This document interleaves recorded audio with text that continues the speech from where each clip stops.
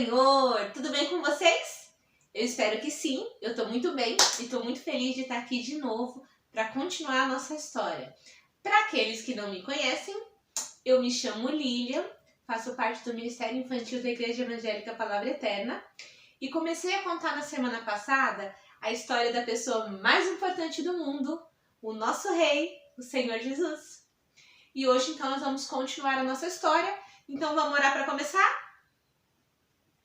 Oi Deus, estamos muito felizes, Senhor, de mais uma vez poder aprender um pouquinho mais da Tua história. Que o nosso coração e as nossas mentes estejam prontos, Senhor, para receber e que o Senhor abra o nosso entendimento, que o Senhor fique conosco, ó Pai. Comigo aqui, ó Pai, contando a história e com cada um, Senhor, que está ouvindo e assistindo, Pai. Em nome de Jesus. Amém. Amém? Então vamos lá para a nossa história, gente. A semana passada a história termina com a Maria indo visitar Isabel e com o José recebendo aí no sonho a visita do anjo que contou para ele que a Maria estava grávida e que ele deveria seguir com o casamento sim, porque o bebê que a Maria estava esperando seria o Filho de Deus. Quando a Maria chega então na casa da Isabel, a Isabel ao ver Maria, ela declara: Maria, você é muito abençoada e eu sou uma privilegiada. Que privilégio eu tenho de receber na minha casa a mãe do meu Salvador. Gente, olha isso. A barriga da Maria nem estava aparecendo, mas Deus já estava contando esse segredo para Isabel, mostrando para ela que ali na barriga da Maria estava o Salvador. Bom, o tempo vai passando, a barriga da Maria vai crescendo, ela vai ficando bem barrigudona, até que um dia chega uma ordem do governador daquela época dizendo que as pessoas deveriam voltar para a cidade de origem, para a cidade onde elas nasceram, para fazer uma espécie de cadastro, como se fosse um censo. José, que era da cidade de Belém, pega Maria e viaja então para Belém para fazer esse cadastro. Só que quando eles chegam lá, a cidade estava assim, ó, bombando de gente, porque todo mundo tinha viajado também para poder fazer o cadastro. E aí, eles não encontram nenhum lugar para se hospedar. A Maria lá com aquela barrigona enorme e eles vão em vários lugares e não tem vaga para eles ficarem em lugar nenhum. E eles acabam se hospedando numa estrebaria. Sabia o que é estrebaria? Estrebaria era o lugar onde ficavam os animais, os bichos maiores, tipo cavalos, ovelhas, bichos de verdade, não bichos de pelúcia. Pois é, e ali naquele lugar tão simples, tão humilde, chega a hora de Jesus nascer e Jesus nasce ali então. A Maria, quando Jesus nasce, faz o que as mamães daquela época faziam. Então ela pega o menininho Jesus, recém-nascido, pega um monte de paninho, um monte de faixa e ela começa então a enfaixar Jesus. Então, pega uma faixinha, pega o bracinho e ó, enrola, enrola, enrola. E ela faz isso com a perna, com o braço, com outro braço e ele fica assim todo enroladinho. Os bebês, gente, eles ficavam tão enroladinhos, vocês já viram múmias? Filmes de múmias? Ficava parecendo uma muminha. Só ficava a cabeça do bebê pra fora, assim. Ficava todo enrolado. Pronto, enrolamos o nosso Jesus aqui. Por que as mamães faziam isso? Para proteger o bebê de picada de bichos e também para que eles não sentissem frio. Então Maria enrolou todinho Jesus e colocou ele deitadinho numa caminha improvisada, numa manjedoura. Enquanto isso, um pouco distante dali, tinham alguns pastores que estavam no campo. Pastores eram homens que cuidavam de ovelhas. Então eles estavam lá com as ovelhinhas e de repente aparece uma grande luz e um anjo surge para eles e fala: fiquem calmos, não tenham medo, porque eu vim trazer uma notícia muito boa, muito feliz. E essa notícia não é boa só para vocês não, ela é boa para todo mundo. É que hoje, na cidade de Belém, nasceu o Salvador, o Cristo, aquele que Deus havia prometido. E o sinal de que vocês encontraram o Cristo é que vocês vão encontrar ele todo enroladinho em panos. Aí, aqueles pastores saem então procurando, chegam na estrebaria e encontram o menino Jesus todo enroladinho em panos. E ficam muito felizes e adoram a Jesus e glorificam a Deus pelo privilégio de terem conhecido o Salvador. Os dias vão passando e quando Jesus está com mais ou menos uns 40 dias, a Maria e José levam ele no templo para ser apresentado e consagrado a Deus. Esse costume é o mesmo que a gente tem hoje nas nossas igrejas. Um bebezinho quando nasce, quando ele está um pouquinho maiorzinho, com mais ou menos 1, 2 meses, a mãe leva para a igreja para que o pastor apresente e consagre ao Senhor. Então José e Maria levaram lá para o templo, entregaram Jesus para o sacerdote, e o sacerdote então consagrou e apresentou o menino Jesus para Deus. Depois disso, eles voltam para a cidade de Nazaré, lá na Galileia, e a vida segue. Jesus vai crescendo. A Bíblia fala que Jesus crescia em conhecimento, ou seja, sabedoria, e em graça diante de Deus e diante dos homens. O que isso quer dizer?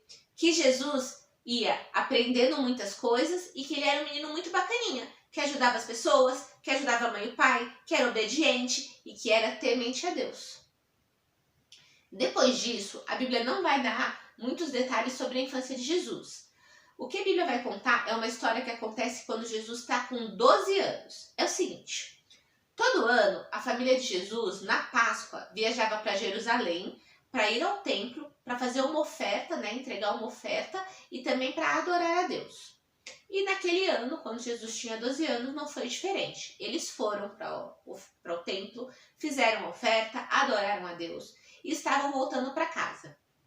Naquela época, as pessoas viajavam em caravana, sabe? Um monte de gente viajava junto, porque eram dias e dias de viagem, não tinha carro, eles iam andando, então era bem demorado e eles iam sempre em grupo. No meio da viagem de volta para casa, Maria olhou assim ao redor, não viu Jesus. Aí ela pergunta pra uma pessoa: ei, você viu Jesus? Não vi não. Aí pergunta pra outra: ei, você viu meu filho, Jesus? Não vi não. Jesus! Jesus! Jesus! Nada de Jesus. Maria corre pra José: José, temos que voltar. Jesus não tá aqui. E aí eles voltam pro templo e, pra surpresa deles, quando eles chegam no templo, Jesus tá lá, sentado, ensinando para quem ensinava. É isso mesmo. No templo, naquela época, tinham muitos estudiosos da Bíblia, muitos doutores da lei.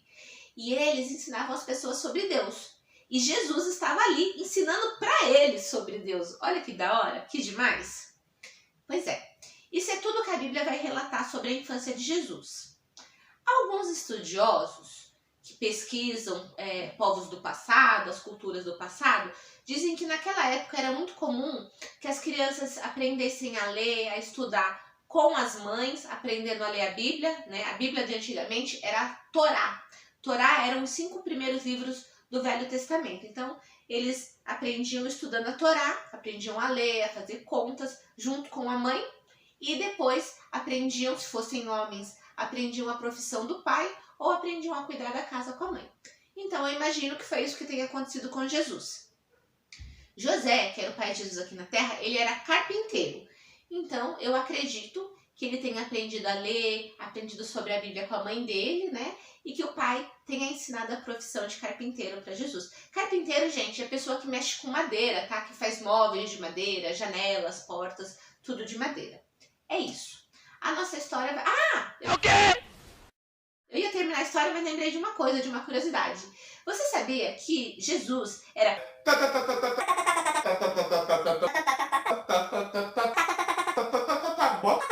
Tá nisso. Jesus era neto de Davi?